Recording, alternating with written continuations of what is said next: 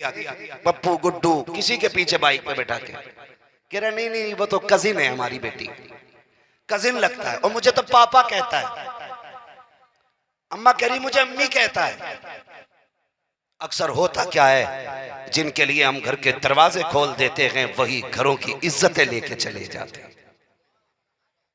कान खोल के मेरी बात सुन लेना, जिनके लिए हम घर खाली करते हैं वही इज्जतें लेके चले जाते हैं। खबरदार, मुझे बताओ जमीन पे सबसे अच्छी जगह कौन सी है? कौन सी है? ये हमारी कौम का हाल है। 365 दिन में कम से कम 600 से ऊपर जलसे होते, लेकिन हमें इत्मीनान के साथ, कॉन्फिडेंस के साथ ये कहते हुए डर लग रहा है कि सबसे अच्छी जगह मस्जिद होती है। हमारे एक चचा ने हाथ उठाया था कि जमीन पे सबसे अच्छी जगह मस्जिद होती है और सबसे बुरी जगह, जो बोल गए, सबसे बुरी जगह बाजार होती है। बाजार में कसरत से औरत दिखाई देगी, ठीक है जी, कसरत से औरत बाजार में। एक बात बताओ, मस्जिद में क्या होता है? बोलें जरा जल्दी जल्दी, क्या होता है? इबादत होती है ना। और कौन सी सबसे अफजल इबादत? नमाज होती है। अच्छा, हमारी बेटी मस्जिद में नमाज पढ़ने जाती है? बोले सारे, पीछे वाले भी बोले जाती है? नहीं जाती ना। जुमा पढ़ने या वो तो बड़ा अहम दिन है, उस दिन तो जानी चाहिए थी, जाती है? अच्छा, अलविदा जुमे को, ईद में, बकरा ईद में, क्यों? इजाजत इसलिए नहीं है कहीं किसी मर्द की निगाह या हाथ की वजह से किसी बेटी की इज्जत पे आंच आ जाए। बेटी की इज्जत बचाने के लिए इस्लाम मस्जिद में जाने की इजाजत नहीं देता, तो तेरी बेटी को किसी गैर की मोटरसाइकिल पे बैठ के बाजार जाने की इजाजत कैसे दे सकता है? फैसला करो खुद। और जिन्होंने यहां अकल के घोड़े दौड़ाए ना वो यहां काम के रहे ना वहां काम के रहे। मेरी कौम के जवानों, बेटियों को पर्दे की तलकीन करो, इन्हें हया दो, खातून जन्नत का सबक पढ़ाया जाए इनको, कनीज़े फातिमा ज़हरा बनाया जाए इनको। फिर खुदा की कसम, गोद तुम्हारी होगी, आने वाला सलाहुद्दीन अय्यूबी होगा। गोद तुम्हारी होगी, आने वाला मोहम्मद बिन कासिम होगा।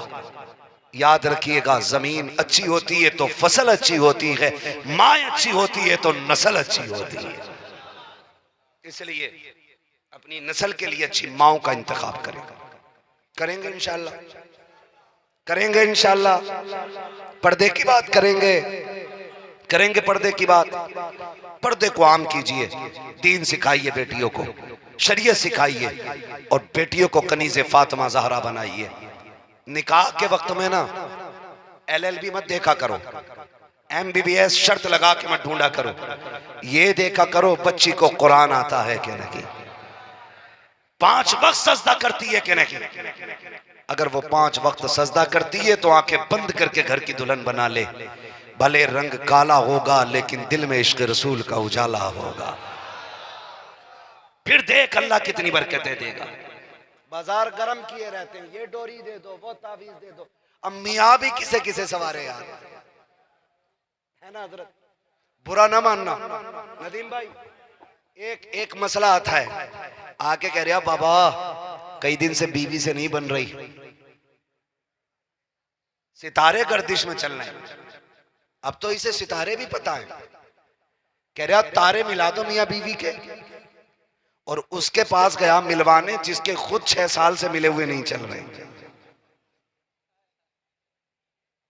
जिसकी रोज बीवी से लड़ाई होती है, उससे कह रहा मेरी बीवी से समझौता करा दो। वो बता, जिसकी अपनी बीवी से नहीं बनती वो तेरी बीवी से बनवाएगा? अगर नहीं बनती है तेरी बीवी से तो उसके पास मत जा जिसकी खुद नहीं बनती, उसके पास जा जिसने 9 या 11 बीवियां रख के इंसाफ की तराजू कायम करके जमाने को बता दिया। अगर जिंदगी गुजारना हो तो किसी तबीब हकीम के दरवाजे पे ना जा, मदीने वाले मोहम्मद रसूलुल्लाह की चौखट पे चले आ। और फिर जिंदगी देखो हुजूर ने कैसे गुजारी। आज झगड़े नहीं चल रहे, झगड़े नहीं चल रहे। वो कह रही है मैं चादर लेके जाऊंगी, वो कह रहा नहीं मैं बिरयानी बनवाऊंगा। मियां बीवी में नहीं बनती। वो कहती इतनी रात को कहां था, वो कहती इतनी देर से क्यों आया। झगड़े। जिंदगी कैसे गुजारनी है हुजूर से सीखो, अज़वाज मुतहरात से सीखो, हुजूर के किरदार को अपनाने की कोशिश करें। आज जो तलाक़ें कसरत से हो रही है ना, इसने कौम का बेड़ा गर्क कर दिया है। नौजवानों से आखिरी बात कह दूं, खुदारा तलाक देने में जल्दी ना किया करो, इसलिए कि बाप जो है ना 7 बेटियों का बोझ हंस के उठा लेता है, लेकिन एक बेटी के तलाक के कागज का बोझ बाप से नहीं उठता है। बहुत भारी होता है एक बेटी की तलाक का कागज। किसी की बेटी को तलाक का कागज थमा के घर से निकाल ना दिया करो। खुदा की कसम, जिस दिन 7 बेटियां पैदा हुई बाप उस दिन नहीं मरा था। 7 दामादों को जहेज भरा, बाप उस दिन भी नहीं मरा। वो मांगी रकम दामादों को दी, बाप उस दिन भी जिंदा था। लेकिन बेटी जिस दिन तलाक का कागज लेके घर पहुंची, बाप उस दिन जीते जी मर जाता है। और इसे सबसे बड़ी मर्दानगी समझते हैं हम। बात बात में तलाक दे दूंगा, तलाक दे दूंगा, निकाल दूंगा तुझे। किससे बात कर रहा भाई? ये भाग के आई है, जबरदस्ती आई है तेरे घर में? क्यों आई है और तू निकाल कैसे सकता है? जानता है सच्चाई इसकी, तेरे बाप में ताकत नहीं है तू निकाल सके, और हक भी नहीं बनता है, इसलिए कि जिस बिस्तर पे सो रही है ये तेरे बाप का दिया हुआ नहीं, इसके बाप का दिया हुआ बिस्तर है। जिन बर्तनों में खाती है इसके बाप के दिए हुए बर्तन हैं, जिन बर्तनों में खाना खा रही है इसके बाप के बर्तन हैं, जो कपड़े पहन रही है इसके बाप के दिए कपड़े हैं, जो जूतियां पहनती हैं वो इसके बाप की दी हुई जूती है। गरेबान में झांक के देख, अरे तू जिस बिस्तर पे सोता है अपने बिस्तर पे नहीं बल्कि बीबी के दिए हुए भीख के बिस्तर पे सोया करता है। कैसे कह सकता है निकल जा मेरे घर से? गैरत नहीं आती है? तलाक दे दूंगा। एहसान मान मदीने वाले आका का। अगर उन्होंने निकाह को मशरू न किया होता ना तो तेरी हिम्मत नहीं थी किसी की बेटी को आंख उठा के देख भी लेता तू। ये तो एहसान है अमीना के लाल का। 3 मर्तबा कबूल कबूल को राइज किया। फिर कितनी बरकतें। जिसने तुझे कभी नहीं देखा, जिसे तूने कभी नहीं देखा, तेरे बिस्तर पे आके बैठ गई। तूने कहा उठ तो उठ जाती थी, तूने कहा बैठ तो बैठ जाती थी, तूने कहा चल तो चलती थी, तूने सर्द रातों में कहा पानी चाहिए, बिस्तर छोड़ के दौड़ी। तूने गर्मी में कहा मुझे गर्मी लग रही है, उसने तेरे लिए हवा का इंतजाम किया। यह आमिना के लाल का एहसान है। खुदा की कसम, अगर मुस्तफ़ा ने निकाह को मशरू न किया होता, औकात नहीं थी तुम छू देते, हाथ तोड़ दिए जाते। मदीने वाले का एहसान मान, तलाक का ताना ना दे। आका फरमाते हैं जो बिगड़ी हुई औरत को निभा के दुनिया से जाएगा अल्लाह उसे बेहिसाब जन्नत का परवाना अता फरमा दे। अगर तेरे मिजाज के खिलाफ भी है तो निभा जा, निभा जा उसे तलाक न दे। ये जो बात बात में तलाक के झगड़े करते हो ना, ये खत्म करो। ये क्यों हो रही है तलाकें? उसकी वजह सिर्फ ये है कि हमने मुस्तफ़ा का तरीका छोड़ दिया, आका करीम का किरदार हमने भुला दिया है। और सोचो तो सही, आज ना मर्द आते हैं बाहर से कमा करके, थक के आते हैं, थक के बड़ी मेहनत करके मर्द आता है और ये सोच के आता घर जाऊंगा तो थकन थोड़ी उतरेगी, बच्चों के साथ खेलूंगा। लेकिन जैसी घर के दरवाजे पे कदम रखा, बीवी के चेहरे पे पहले ही 12 बज जाते हैं। जितना थक के आया था 2 गुनी और थकन बढ़ गई, उसकी 2 गुना थकन बढ़ गई। ऐसे मुंह बिगाड़ लेती है जैसे 8 दिन से रोटी नहीं मिली। ये बेचारा अपनी थकन भूल जाता है, कहता मोहतरमा क्या हुआ? तो पहले तो गुस्से में बोलती कुछ नहीं, और बोलती है तो जहर उगलती है। कहती तुम्हारी अम्मी ने ना आज हमारे बेटे को गोद में नहीं लिया। ये है इनके 12 बजने की बात मुंह पे कहती तुम्हारी अम्मी ने मेरा बेटा रोता रहा, गोद में नहीं लिया। और ऐसे ही ये कथा है, जैसी बीवी ने कहा खाना छोड़ा, पहले मां से निपटता हूं, जाके कहता क्यों, तुझे पता नहीं कमा के मैं दे रहा हूं, तू नहीं जानती ये पैसा मैं देता हूं तुझे नहीं पता सारे खर्चे मैं उठा रहा हूं, तूने मेरे बेटे गोद में क्यों नहीं लिया। ये सबसे बड़े बेगैरत बेटे की पहचान होती है। सुनो, मैं ये नहीं कहता किसी की बेटी को घर से निकाल दो, मैं ये भी नहीं कहता किसी की बेटी को इज्जत न दो, लेकिन इतना जरूर कहूंगा, अगर किसी की बेटी बाप मां के रिश्ते में आ जाए, बेटे और मां के बीच में आ जाए, ऐसी औरत को घर से निकाल दो। इसलिए कि बीवियां तो 1000 मिल सकती हैं, लेकिन मां बाप दुनिया में दोबारा नहीं मिल सकते हैं। ये तुम्हारे लिए सबक है। किसी बीवी के कहने में आके बाप को धक्का न देना, मां को गाली न देना। बड़ी मेहनत करके बाप पालता है औलाद को, बड़ी मशक्कतें उठा के माए बच्चों को पालती हैं।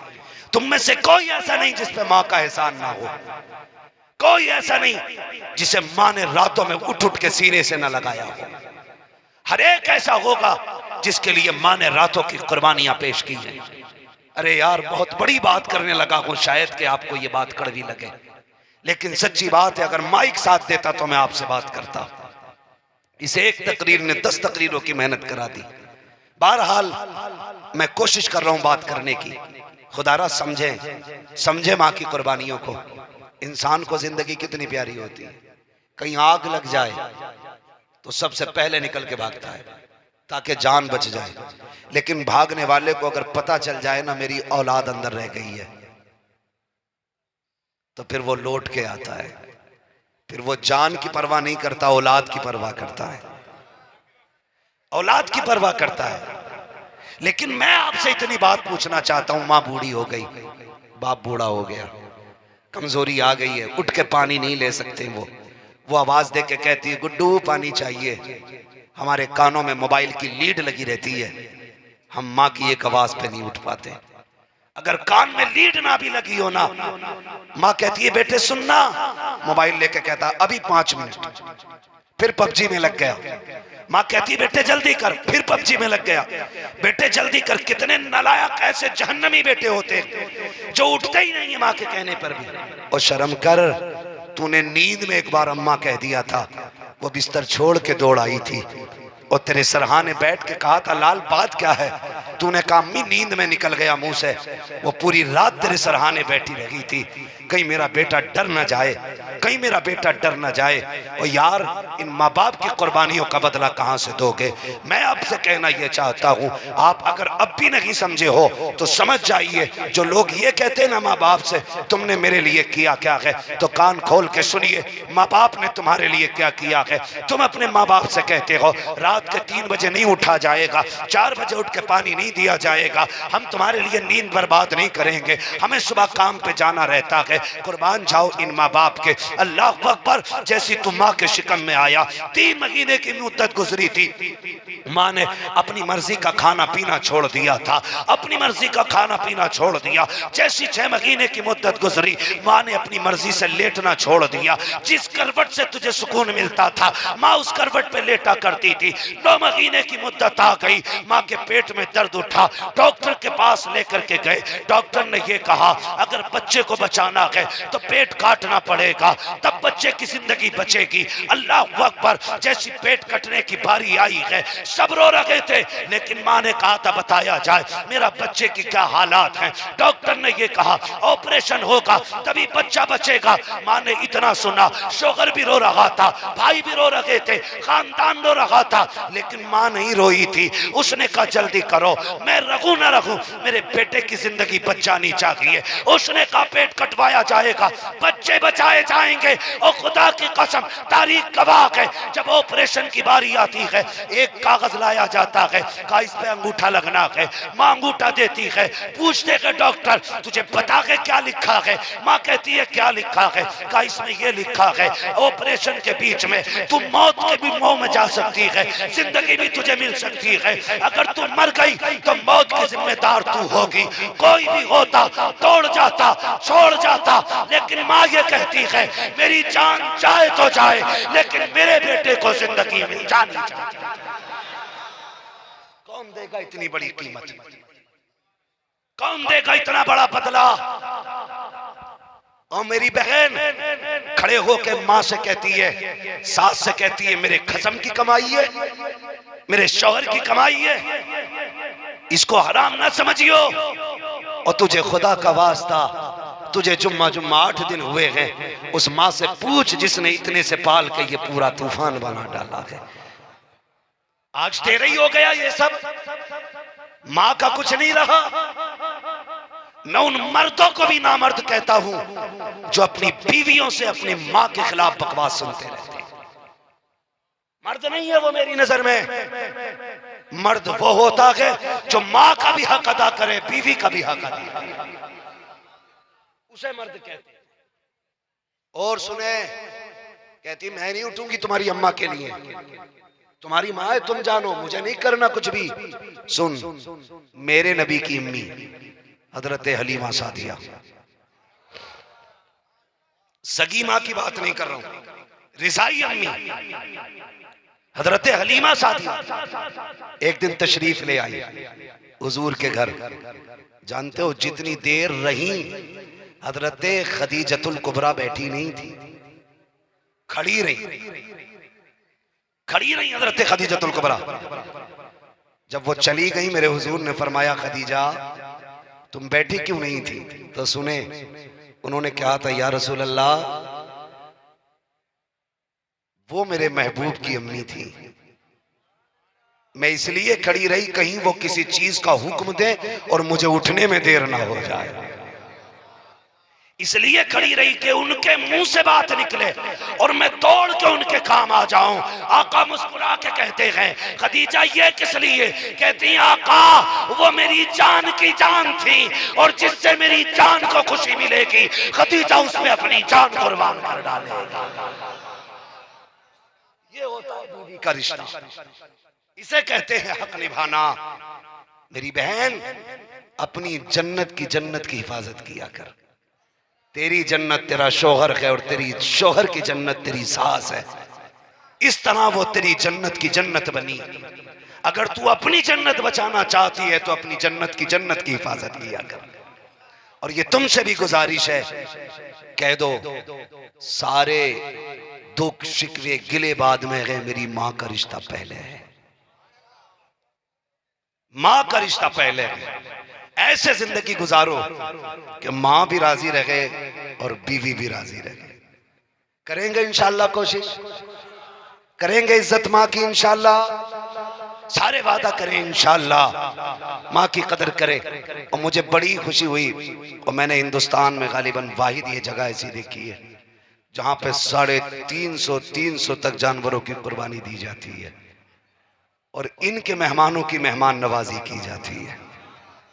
हाँ जी, अगर कोई लेके आया है ना तो वो अपना नहीं लेके आया है, समझ लीजिएगा दीवान शाह बाबा के दस्तरखान का लेके आया है। लेकिन बड़ा ताज्जुब होता है, कुर्बानी में कै साल का जानवर लाते हो?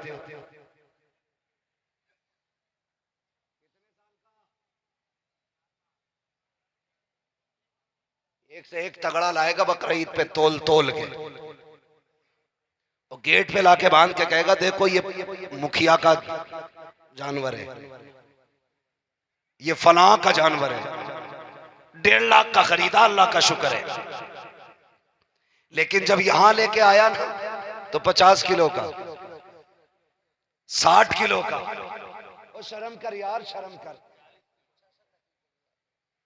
गैरत आनी चाहिए।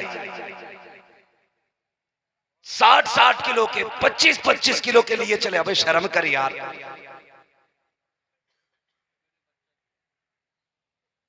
ऐसे भी जानवर लाते हैं जिनके पेट में बच्चा होता है, फिर कहते हैं दुआएं कबूल ना हो रही, दुआएं कबूल ना हो रही। 250 ग्राम का लिया, आधा किलो का देख ले, शर्म आनी चाहिए। छोटे छोटे जानवर लिए चले आते हैं। जिसको शरीयत ने हलाल कर दिया मैं उसे हराम नहीं कहूंगा, और औकात भी नहीं है हमारी किसी हलाल को हराम कहने की। लेकिन जरा तुम भी तो देखभाल के काम किया करो यार, देखभाल के काम किया करो। ताकतवर जानवर लेके चला करो, मजबूत लेके चलो, लगीम शगीम लेके चलो, ताकि तेरी जितनी भी खिदमत है उससे से ज्यादा लोगों का पेट भरे। जितने ज्यादा लोगों का पेट भरेगा अल्लाह तुझे उतनी ही नेकी अता फरमा डाले। करेंगे इंशाअल्लाह। ऐसा ना हो कि मुर्गी जान से गई, मियां को स्वाद ही नहीं आया।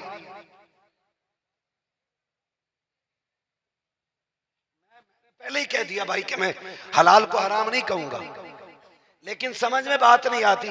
पेट भरने के चक्कर में एक बंदा 8 बटेरे काट देता है, 10 बटेरे एक बंदा खा जाता है। तेरी नजर में 2 बोटियां बनी, लेकिन देख 8 जाने चली गई, 8 जाने गई। तो गुजारिश है मेरी बात समझने की कोशिश करें। लाएंगे बड़े से बड़ा जानवर इंशाअल्लाह। मैं हाथ नहीं उठवाऊंगा, छोटा कौन कौन लेके आया।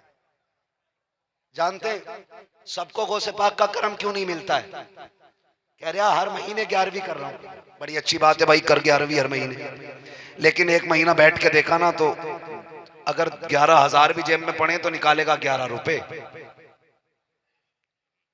पता नहीं किसने बता दिया 11 ही रुपए देने।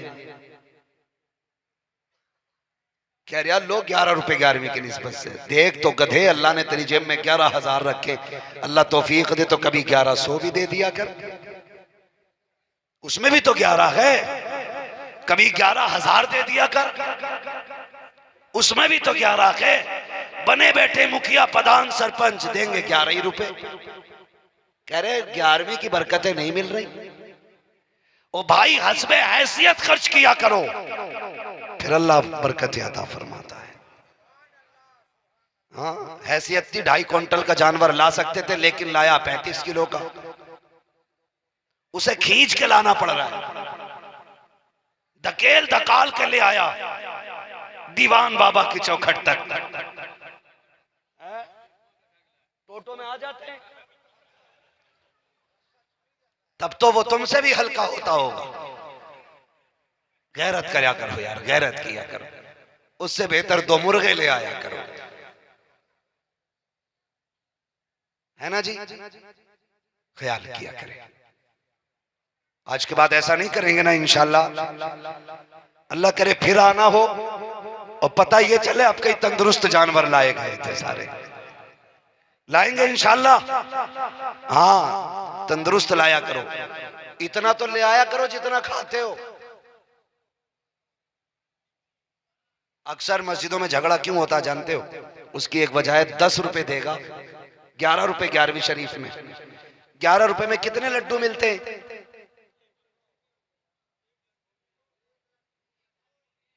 चलो कुछ एक कह रहे हैं, कुछ 2 कह रहे हैं। नदीम भाई 12 रुपए के 2 लड्डू, और दिए कितने थे? कितने? सारे बोले कितने? 11 रुपए दिए थे। और इतना इतना इतना इतना इतना इतना इतना 7 बच्चे भेज दिए मस्जिद में।